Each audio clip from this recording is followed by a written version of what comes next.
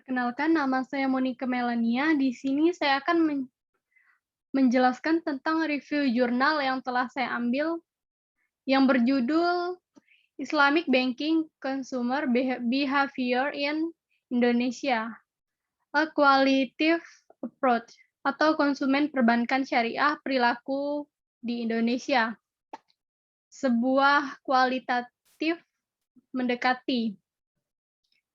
Jurnal ini ditulis oleh Adi Warman Karim dan Adi Zakaria Afif.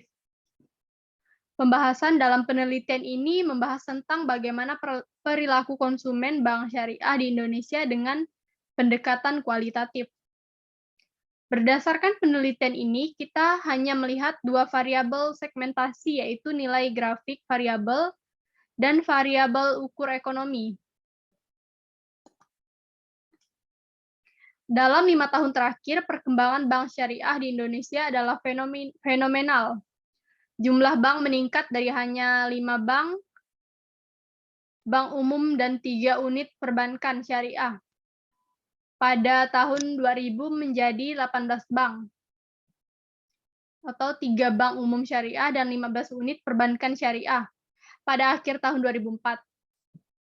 Dana yang dihimpun oleh bank syariah di Indonesia sudah mencapai 10.559 triliun. Sedangkan pembiayaan yang disalurkan oleh bank syariah mencapai 10.978 triliun.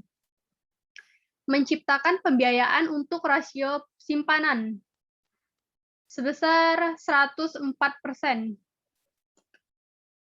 Kedua, metodologi penelitian. Desain penelitian eksplorasi memiliki tujuan untuk menghasilkan wawasan dan pemahaman masalah penelitian, sedangkan kesimpulan penelitian lebih diarahkan pada pengujian hipotesis tertentu dan menguji hubungan.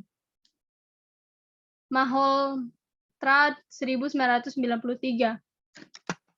Ini berarti bahwa untuk melakukan penelitian yang konklusif, informasi yang dibutuhkan didefinisikan dengan jelas, sampelnya relatif besar dan representatif. Proses penelitiannya formal atau terstruktur, dan analisis datanya kuantitatif.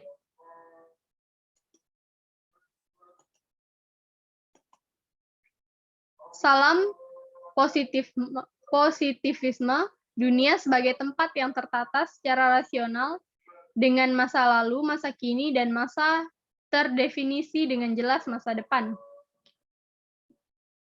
Bertentangan dengan paradigma ini adalah modernisme atau interpretisme, paradigma yang menekankan pentingnya simbolik, pengalaman subjektif, dan gagasan bahwa makna ada dalam pikiran orang tersebut.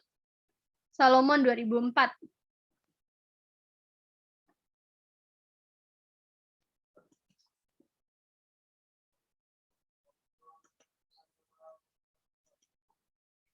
Berikut ini adalah langkah-langkah dari pengambilan keputusan konsumen, Salomon 2004.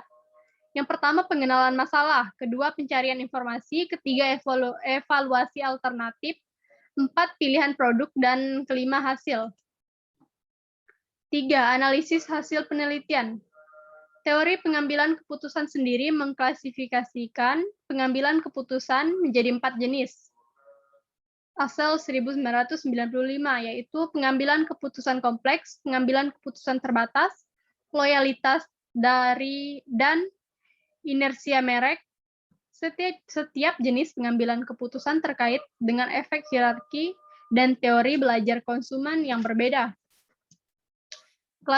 Klasifikasi yang konsisten dari bank-bank Indonesia oleh konsumen dibagi menjadi 5 jenis yang berbeda, yaitu bank milik negara, swasta dalam negeri bank swasta asing, bank daerah, dan bank syariah. Bank milik negara dan swasta asing dianggap paling aman untuk menempatkan dana konsumen, sedangkan bank swasta domestik dan bank daerah dianggap kurang aman. Perilaku konsumen dalam pengambilan keputusan membuat perspektif teori melalui beberapa tahap-tahap proses, yaitu pengenalan masalah, pencarian informasi, evaluasi alternatif, pilihan bank, hasil, segmentasi pasar bank syariah Indonesia, kepuasan nasabah perbankan syariah di Indonesia. 4 kritik terhadap artikel ini. Yang pertama, penelitian ini cukup baik dalam memberikan informasi atau gambaran mengenai perilaku konsumen perbankan syariah di Indonesia. Penelitian ini penulis menjelaskan bagaimana perilaku konsumen dalam proses pengambilan keputusan dengan langkah-langkah yang tepat. Kekurangan menurut saya, yang dimana permasalahan yang melatar belakanginya sangat singkat sehingga membuat orang yang membacanya mengalami kesulitan untuk memahami. Di latar belakang juga belum dijelaskan secara lengkap mengenai topik pembahasan.